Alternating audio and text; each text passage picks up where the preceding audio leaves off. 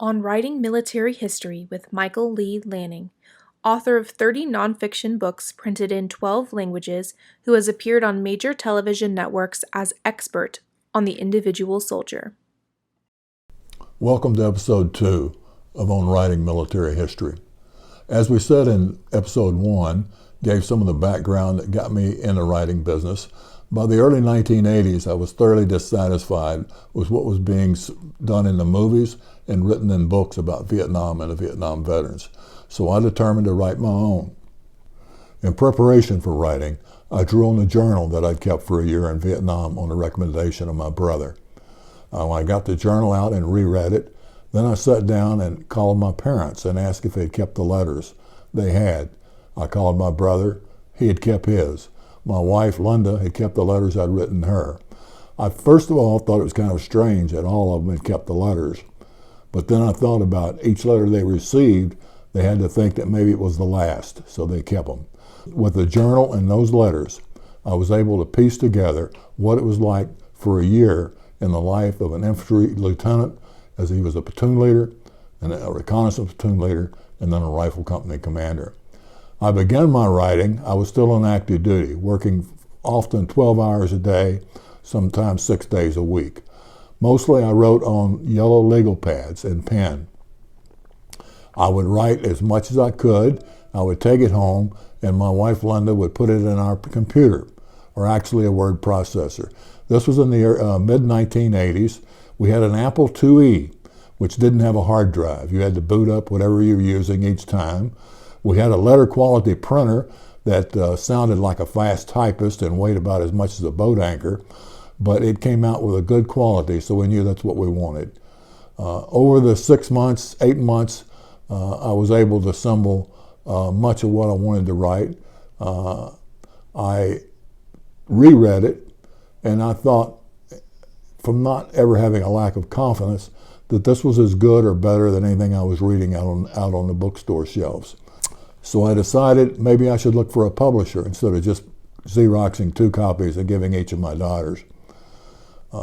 At that time, the publishing business was a little more difficult to find anything out about. There was no internet, there was no computer searches, so all I had to do was go out and look. I knew who the major publishers were. All I had to do was look at the books on my shelves and see who had published them. The first thing I did was contact the Army offices in New York and Los Angeles that helped with the movies and television industry and the book industry, if they might be able to help me find a publisher. They told me that was not allowed, it was not in their purview to help military people do that sort of thing. But finally one said, but let me give you the name of a guy that just got a book published. His name was Leonard Scott. At that time he was down at Fort Benning, Georgia. I called Leonard and asked him, and he said, yeah. He said, I looked around, and he said, I found one person in New York that knew anything about the military. And he said, here's his phone number. And he gave me the phone number. It happened to be Owen Locke at Ballantine Del Rey of Division of Random House. I called Owen and surprisingly got through pretty quickly. The first thing he asked is if I had the Medal of Honor. I laughed at him and I said, no, I'm still alive, but I've got a good story to tell. He said, well, we're putting together a new imprint here at Random House called Ivy Books. And he said, I'm going to have the ability to acquire books for that. And I'm looking for military stories. He says, send me what you got. Let's take a look. Well, I immediately sent it off and thought, well, I won't hear from him in a while. But I went back to continue writing on my yellow legal pads. Well, I came back to my office from a meeting about 3 days later, and there was a pink slip saying, called Owen Locke. And I immediately called Owen, and he said, yes, this is pretty good. He says, if you can finish it, knowing that a lot of people don't ever finish a book, he said, I might very well buy it. So I went back and started writing late. Not only did I write on my lunch hour, when I was in the field, I wrote on the hoods of Jeeps on my yellow legal pads.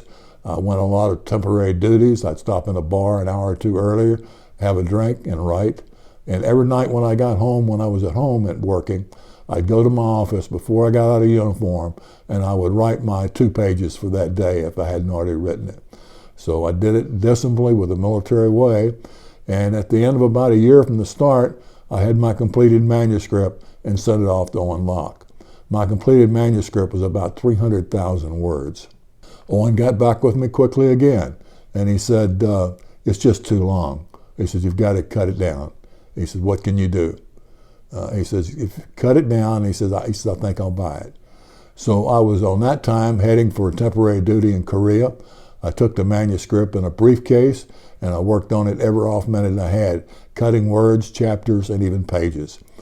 By the time I got home, I had the manuscript down to about 200,000 words.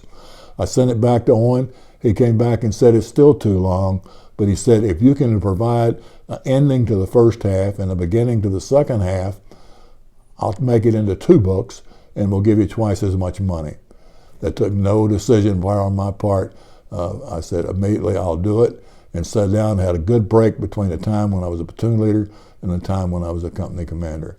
So breaking into the business seemed awful easy on the second go-around.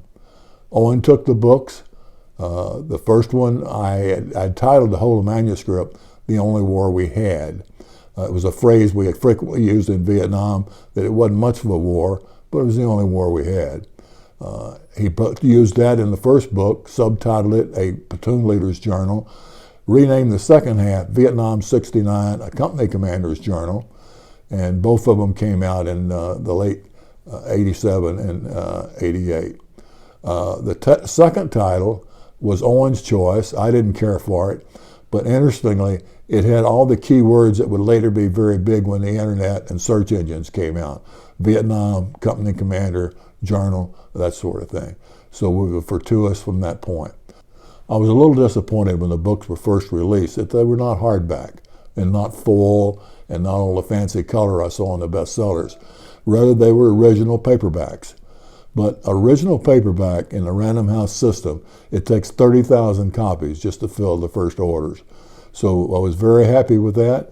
By the time the second one came out, it was reviewed in the New York Times, and my book career, I thought, had come to a very good start and a very good ending, because I thought every Vietnam veteran had a book in him. I'd written mine, it ended up 2, and now it was time to go back to be in the Army. I was not aware, though, that Owen Locke had more ideas for me, and we'll get into that in episode 3.